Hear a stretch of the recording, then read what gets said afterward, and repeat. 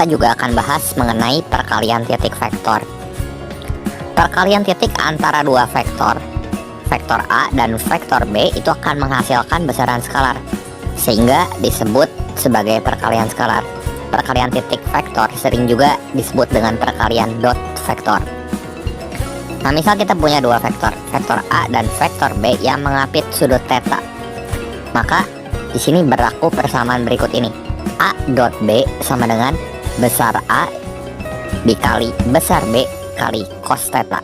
Cos theta itu adalah kosinus dari sudut apit antara vektor A dan vektor B. Nah, untuk perkalian titik vektor ini berlaku rumus komutatif ya. Berlaku hukum komutatif, yaitu A dot B sama dengan B dot A, dan hasil dari AB cos theta ini adalah suatu angka, jadi skalar ini. Selanjutnya, perkalian titik antara dua vektor A dan B yang tidak sejenis itu hasilnya 0. Tadi kan kita udah belajar vektor satuan ya. Kalau vektor I dikali vektor J, atau vektor J dikali vektor K, atau vektor K dikali vektor I, ini hasilnya pasti 0 gitu. Selain perkalian titik vektor, di sini juga kita akan membahas perkalian silang vektor atau sering disebut dengan cross product. Jadi di fisika nanti kita akan sering menemukan perkalian silang vektor untuk menentukan besar dan arah suatu vektor ya. Nah, perkalian silang antara dua vektor, vektor A dan vektor B yang ditulis dengan A cross B, itu akan menghasilkan sebuah vektor. Kalau tadi perkalian titik menghasilkan skalar, kalau perkalian silang ini akan menghasilkan vektor. Nah, secara matematis kita rumuskan perkalian silang vektor atau cross product itu dengan persamaan berikut ini. A cross B ini sama dengan besar A dikali besar B kali sin theta.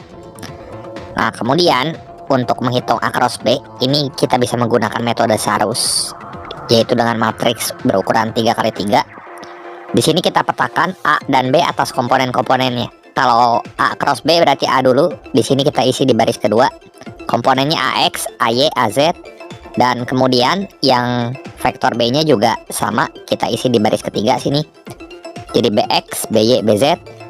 Kemudian kita copy paste di sini dua kolom pertama dari matriks 3x3 ini, yaitu yang I sama J-nya aja di sini. Kita ambil dua baris. Selanjutnya untuk menghitung besar A cross B ini, ingat aja jumlah diagonal kanan dikurangi jumlah diagonal kiri. Diagonal kanan itu yang ke arah kanan, dikurangi diagonal kiri itu yang ke arah kiri gitu. Nah, kita akan bahas nanti supaya lebih jelas di contoh-contoh soalnya. Selanjutnya kita akan bahas juga mengenai konsep dari kaidah tangan kanan. Kaidah tangan kanan ini seringkali kita jumpai dalam fisika untuk menentukan besar dan arah suatu perkalian vektor, misalnya gaya Lorentz atau besar momen gaya. Nah, untuk perkalian vektor silang ini mengikuti kaidah tangan kanan atau kaidah pemutaran skru. Nah, ini ilustrasinya seperti ini. Pada kaidah tangan kanan untuk vektor A cross B ini tidak berlaku hukum komutatif, jadi ini nggak sama dengan B cross A. Tapi A cross B ini akan sama dengan negatif B cross A. Bisa kita lihat, kalau misalnya A kita cross dengan B menghasilkan satu vektor, vektor C misalnya di sini. Tapi kalau B cross A itu menghasilkan vektor negatif C, ya. Sehingga A cross B sama dengan negatif B cross A. Seperti itu. Oke, supaya lebih jelas langsung saja mari sama-sama kita simak contoh-contoh soal berikut ini. Contoh soal yang pertama. Seekor semut berjalan dari posisi awalnya 2i min 3j plus 8k hingga ke posisi negatif 6i plus 3j plus 8k. Maka besar perpindahan semut tersebut adalah titik-titik. Nah, ingat kembali untuk menghitung besar perpindahan kita bisa gunakan rumus delta S yang sama dengan ST dikurangi S0 atau posisi akhir dikurangi posisi awal. Jadi tinggal kita salin aja. Posisi akhirnya itu negatif 6i plus 3j plus 8k dikurangi posisi awalnya itu 2i min 3j plus 8k. Yang i kita operasikan dengan i, yang j kita operasikan dengan j, dan yang k kita operasikan dengan k. Jadi ini min 6i min 2i ya min 8i. 3j min 3j, jadi 3j plus 3j berapa? 6j kan. 8k kurang 8k habis, jadi nggak usah kita tulis. Atau mau ditulis 0k juga ya nggak apa-apa.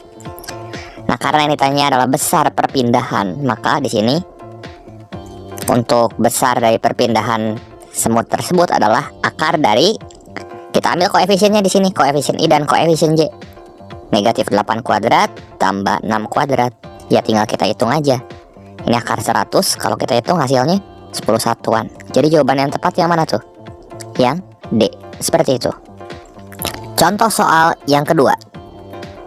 Dua buah vektor yang saling tegak lurus, yaitu A sama dengan 4I min 6J min 10K, dan vektor B yang sama dengan 4I min 4J plus B kali K, maka nilai B nya itu adalah titik-titik.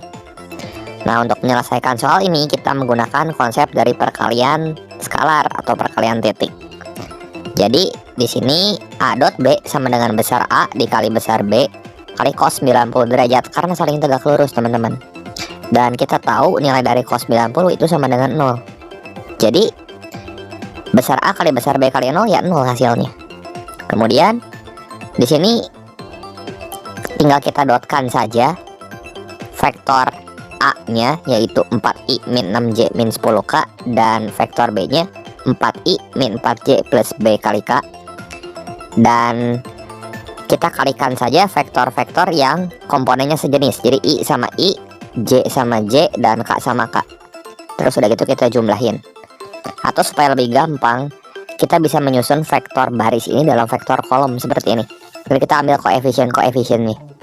Kan ini 4I min 6J 10K, kita tulis bersusun ke bawah jadi 4 min 6 min 10. Kalau yang ini 4I min 4J sama BK, berarti 4 min 4 sama B. Nanti kalau kita kalikan jadi seperti ini, 4 kali 4 16, min 6 kali min 4 ini 24, min 10 kali B ini min 10B. Hasilnya mesti sama dengan 0 karena A dot B sama dengan 0. Nah, dari sini tinggal kita hitung 16 tambah 24 40 ya. Jadi min 10B nya pindah ruas ke kanan, jadi kita bisa tulis gini nanti, 10B sama dengan 40. Kita bagi 10 masing-masing ruas dan kita peroleh B-nya 4. Sehingga jawabannya yang tepat di sini yang B. Seperti itu. Contoh soal yang ketiga.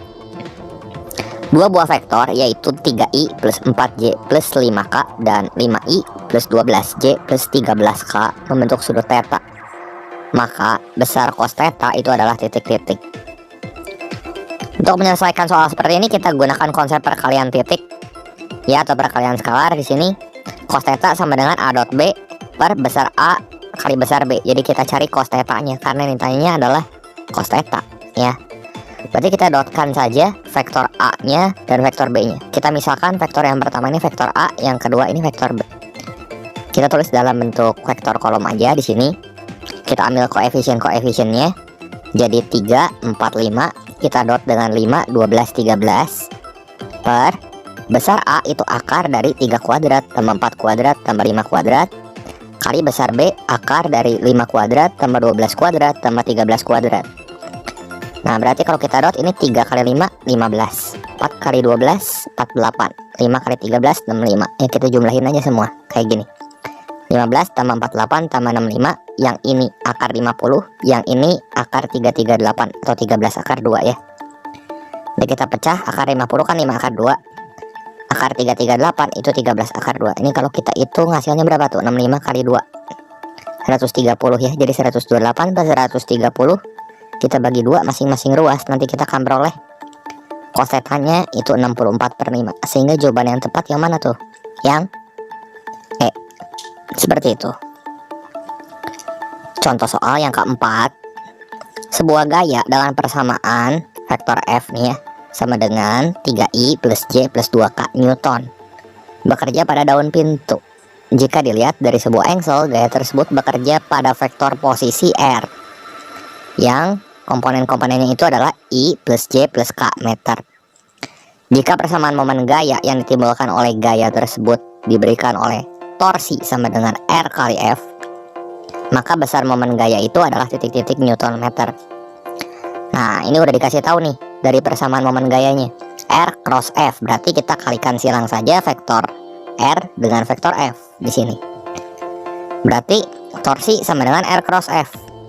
Berarti kita tulis dulu komponen-komponennya di sini I J sama K. Di baris kedua ini kita tulis vektor R, yaitu 1I plus 1J plus 1K, berarti 1, 1, 1. Nah, di baris ketiga baru koefisien-koefisien dari vektor F, yaitu 3, 1, sama 2. Terus kita salin dua kolom pertama di sini. Kemudian kita kalikan dulu di sini diagonal kanan yang mana tuh? Yang ini tentunya ya, diagonal kanan. Jadi 1 kali 2 kali I berarti 2I. Yang ini 3 kali 1 kali J ya berarti 3J. Yang ini 1 kali 1 kali K ya 1K.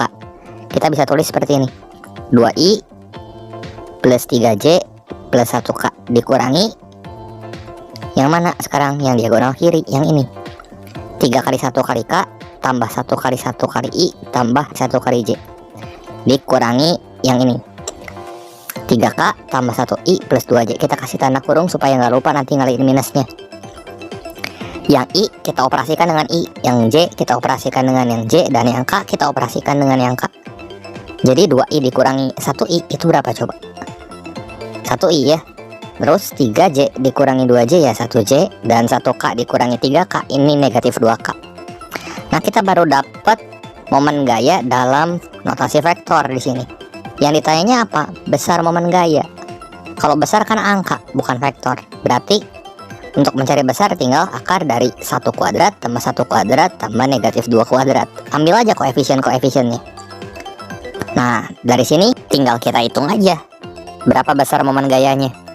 Jadi akar 1 tambah 1 tambah 4 ini hasilnya akar 6 Newton meter. Sehingga jawaban yang tepat di sini adalah yang E. Seperti itu. Oke, demikian saja pembahasan singkat kali ini mengenai materi dan contoh-contoh soal vektor fisika kelas 10. Buat teman-teman yang belum nonton video yang sebelumnya, kalian bisa cek juga di link playlist di deskripsi. Dan berikut ini ada 4 soal latihan yang bisa kalian coba kerjakan. Semoga video ini bermanfaat dan membantu teman-teman semua dalam belajar. Jangan lupa like, share, dan subscribe channel ini jika kalian rasa video ini bermanfaat. Terima kasih untuk perhatiannya, sampai jumpa di video saya yang berikutnya.